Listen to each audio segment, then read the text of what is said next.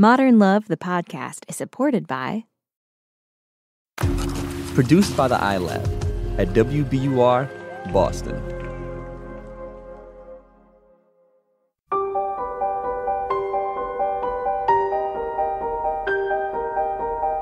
From the New York Times and WBUR Boston, this is Modern Love.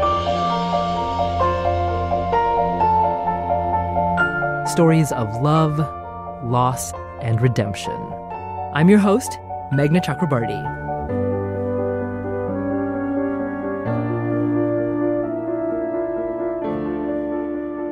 Last week, our team brought a live performance of the Modern Love podcast to the Provincetown Film Festival in Provincetown, Massachusetts. John Cameron Mitchell joined us for the performance. He created, directed, and starred in Hedwig and the Angry Inch. His new musical podcast is called Anthem, Homunculus. Here he is, reading Ephi Stempler's essay, Platonic, Until Death Do Us Part.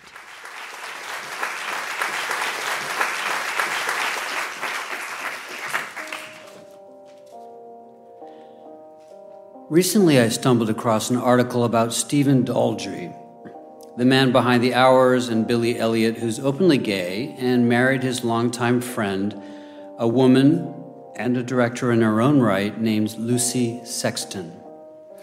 Now, Stephen, now 55, married Lucy at 41 because he wanted to have and raise a child and have health insurance. According to him, their relationship is not and never was romantic. It's a marriage rooted in practicality. How Fiddler on the Roof, I thought. And my next thought, how sad. Another gay man who can't fully accept himself. I recalled the Hollywood films I've seen about these men and their surrogate partners and how, in the end, the guy gets the guy, the girl learns her lesson, and the credits roll to some terrible Motown remake. I also thought about my gay friends with their husbands of 20-plus years and the unsolicited advice they often give to me about my own relationship future. Don't get too comfortable with her. They're talking about Marissa. We've been best friends for almost 17 years, having met at a party in New York City when we were 24. I was supposed to see if she was interested in my less courageous straight friend, a guy I had idolized in high school. Instead, I ended up boogieing with her and sparring wits for hours or minutes, I'll never know. She gave me her number on a napkin, closed my hand around it, looked at me in the eyes, and said, "Use this number. I'm serious. Don't throw this away." A week later, we bought tickets to Hawaii for Y2K. A few months after that, we became roommates. The roommate thing only lasted about a year, since Marissa, unlike me, had no problem finding men to date long-term and eventually move in with. She ended up having 2 sons with different dads and even married one. But none of her relationships would last more than a handful of years, maybe because no one else in the world could understand us, entertain us, and inspire us as much as we could. Eventually, I began to wonder if the strength of our friendship was the thing undermining our romantic relationships. Countless self-help books on our respective nightstands counseled us to break free from our toxic patterns if we wanted to find lasting love. But what if our toxic pattern was how well we got along and how much we loved each other? Marissa rejected my toxicity hypothesis, insisting that we both had other friends and passions, lives that were enhanced, not dominated by how close we were. I tried to believe her, but it became harder and harder to accept. As the years passed, I was still the guy alone at the holiday parties and alone in my bed or the random beds of others I had met online or in bars. Ever the analyst, I grew concerned that we were addicted to the sugar that was our dynamic in order to avoid the protein of true intimacy. During Christmas with her family, I would flee to where her baby was sleeping and pummel myself with questions. Was I with Marissa because I was too lazy and scared to put enough effort into finding a partner? Were we using each other as placeholders? Was I afraid to grow up and love myself as a gay man? Was I just broken? Too many questions to answer in front of a baby monitor. At 37, I decided to leave New York and Marissa, the two things that seemed to keep me stuck in boyhood. I left my job as a high school teacher, moved to Thailand to teach ESL, live cheaply, and get the space I needed to figure myself out. I meditated with monks and cried on motorbikes. I began to see that I was more stuck than I had ever even thought. I had no idea who I was without my old crutches, Marissa, my various dating apps, and my romantic delusions. It was a lonely time. Every friendship I made was a faint shadow of the magnificent supernova that was my relationship with Marissa. And the dudes I met were increasingly older and hard-hearted after their own years of romantic frustration. After more than a year abroad, I followed some gluten-free breadcrumbs to San Francisco. When I told Marissa where I was headed, she surprised me by saying she had been planning to move to the Bay Area as well. I was slightly worried about my being in the same city as her again, but it seemed to me that as if the 16 months away from each other had renewed our mutual appreciation and made our friendship healthier. I was relieved to hear she was moving to Oakland, across the bay from me in San Francisco. It seemed like a good compromise to have her in my everyday life again, but not every day. For a while, I felt encouraged. I'd made it to the gay Mecca. Nothing would stop me from finding my bearded other half now. But if you want to make God laugh, make an OkCupid profile.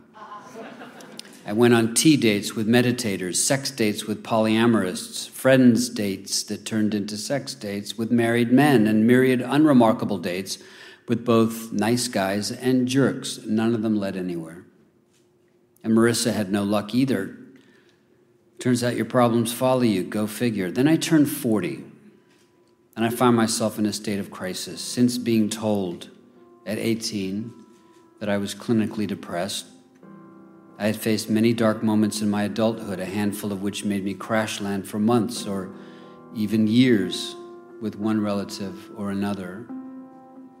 Suddenly I found myself again saying, this was not part of the plan, conveniently forgetting that I was never really in a plan to begin with.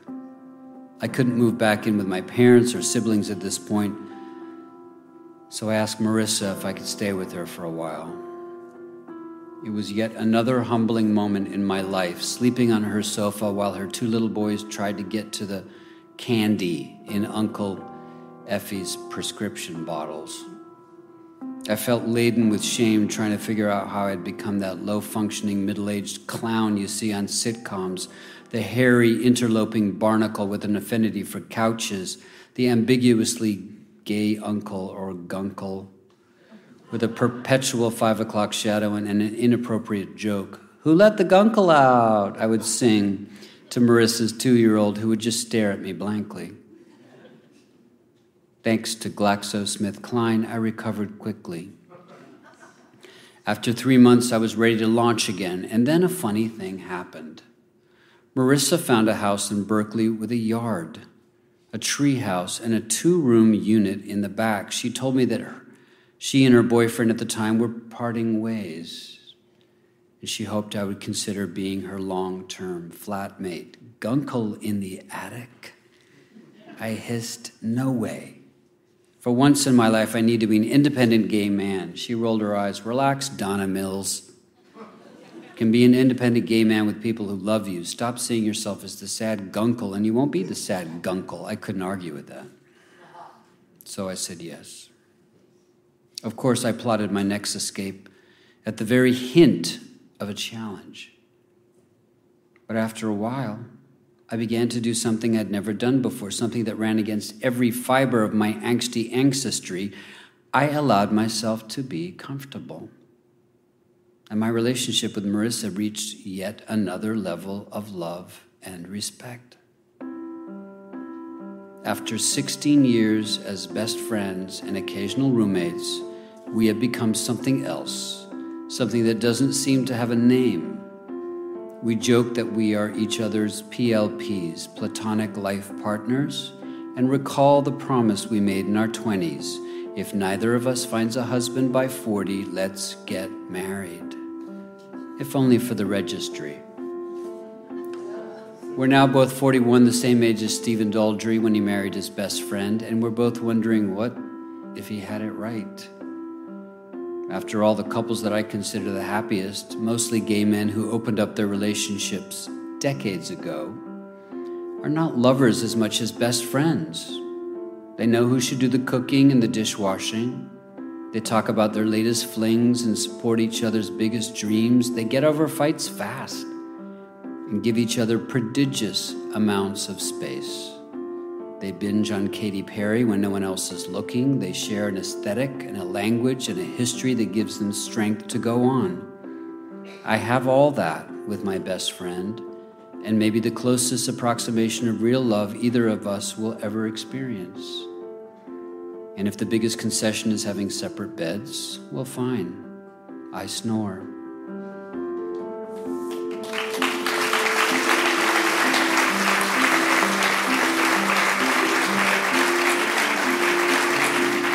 John Cameron Mitchell!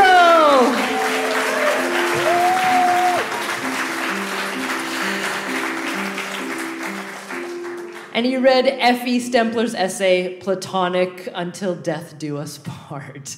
So what was it about this piece that you especially liked? Well, in my podcast musical, Anthem, I went back to my high school reunion for the first time in 35 years, and it was a very small school. There were just 6 people who came for the reunion, and 2 of them were my girlfriends from junior high and high school. One was a lesbian, and happily married with a kid, and the other had a child as well, and she had gone through the Navy, and her name was Yvonne. And I wrote a character based on her called Yvette, who my character has a brain tumor, and he's doing a telethon to raise money to get it out on his phone. He's doing an app-based telethon, as we will all be doing. And, his life is flashing before his eyes, and his ex-girlfriend calls in, and we have a long conversation, and we remember the song we used to dance to, which we wrote for the piece, which was called, the lyrics go, "Love me little, but love me long.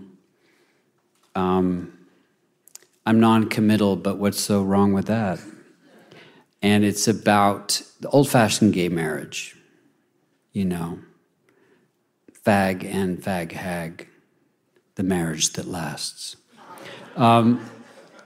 And she becomes uncomfortable with me saying, "Let's get married. I can get on your health care." And, it's a painful scene, but it's also a very real one. And, it can happen in any incarnation.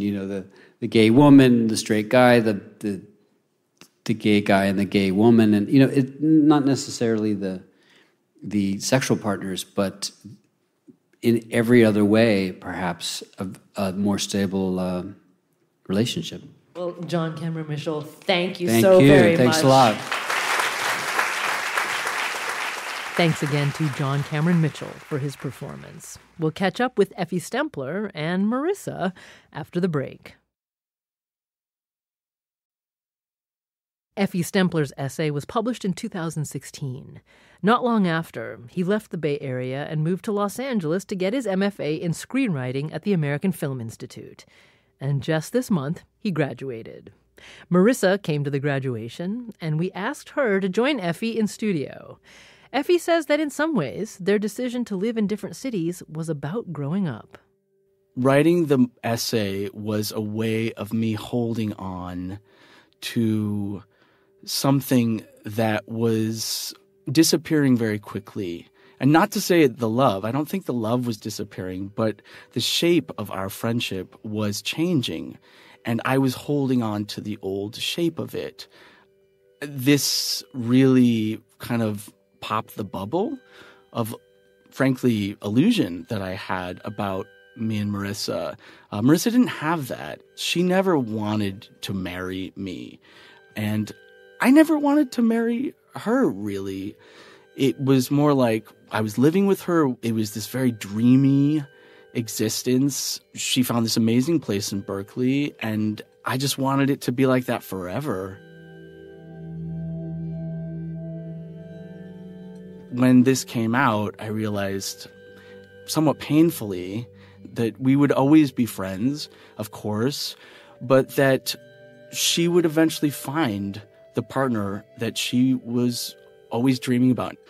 And I would have to continue working on my own dreams, which I didn't realize at the time involved writing and involved moving to Los Angeles and involved putting a lot on the line. Since this essay was published, Marissa has found the strong relationship she was looking for, and Ephi is pursuing a new career. I wanted a real career. I didn't want to just dream of things in shitty jobs. I wanted a real family, even if it was just me and some plants. I wanted it to be mine, though. I didn't want to feel like I was attaching myself to somebody else's dream. And I actually do want a life partner. I'm open if anyone's out there. I'm still available. And Marissa thinks her relationship with Ephi is even stronger now. I think we really struck balance, this beautiful ability to be there for each other, and also understanding that at the end of the day, we're on these solo journeys. No one can do it for you, not even your best friend of 20 years. Although their lives have gone in different directions, Ephi and Marissa have matching tattoos that Ephi designed to honor their platonic life partnership. So it looks like a soft pretzel missing one of its legs on the bottom. I just looked at it, and we saw that he had figured out how to get a P and an L and a P into this twisty little heart shape. And it was just so perfect that we knew. So that's it. We're getting it tomorrow morning. And they're still thinking about how to commemorate a recent milestone, the 20th anniversary of their friendship. Yeah, we're in talks. We're in talks. We're taking suggestions for tropical getaways. We'd like to go away for a few days, and really, I think it would be really meaningful and important for us to commemorate where we've been and where we are today. And in a way, I see us, especially with Ephi graduating and both of us embarking on new chapters personally, that we are entering a new phase. And it'd be really nice to kind of metaphorically hold hands and walk into the sunset together. That's Ephi Stempler and Marissa Belger. Ephi's recently written a film that's based in part on his essay. It's called Gunk. More after the break.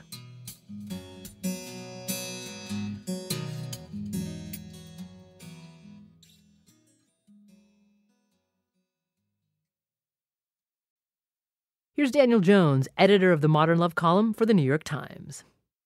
I'm always curious about people trying to figure out how to live their life according to expectations. And in Ephi's case, he struggles over and over in romantic relationships, but he's got this incredibly strong platonic relationship. And yet it feels like it's something you can't yield to. It feels like giving into it is giving up on what kind of relationship you're meant to have. And then at the end of this essay, anyway, he does yield to it. They decide to become roommates and still pursue other relationships. I just think it's an interesting essay in looking at expectations for life. And when is that point where you decide those expectations are not what my life is meant to be? I thought that's what my life was meant to be, but maybe my life is meant to be something else, and sort of yielding to that and accepting the sort of blessings that you do have in your life. Next week, Zachary Quinto. The dog must have sensed my equivocation, because suddenly, at a moment when I wasn't holding her leash properly, what did I know about holding a leash? She ran from us down a winding road that led to the Long Island Expressway. It was horrifying. How did those stubby legs carry her so fast? Ira chased her, running in the middle of the road faster than I've ever seen him run. "Help!" he yelled. "I need help! Get the car!"